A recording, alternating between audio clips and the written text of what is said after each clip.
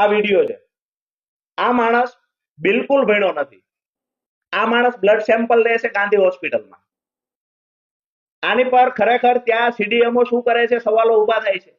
બિલકુલ ભણેલા ગણેલા વગરનો માણસ, જેની પાસે કોઈ ડિગ્રી નથી, એવા માણસ બ્લડના સેમ્પલ લઈ રહ્યા છે.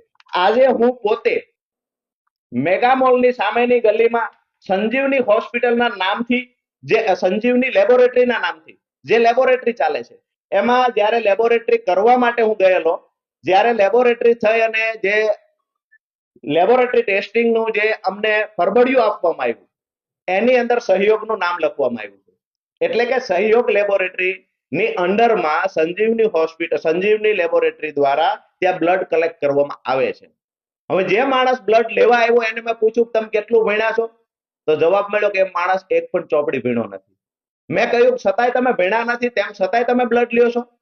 તો એને કીધું હું તો 2 વર્ષથી બ્લડ લઉં છું. ખરેખર આ ખૂબ ગંભીર બાબત છે. 2 વર્ષથી એ વ્યક્તિ બ્લડ લઈ રહ્યો છે. એની અંદર સીસીટીવી કેમેરા પણ લાગેલા છે.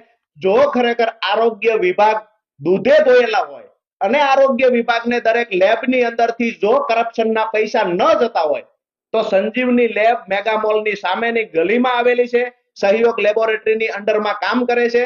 સંજીવની લેબના સીસીટીવી ફૂટેજ ચેક થવા જોઈએ.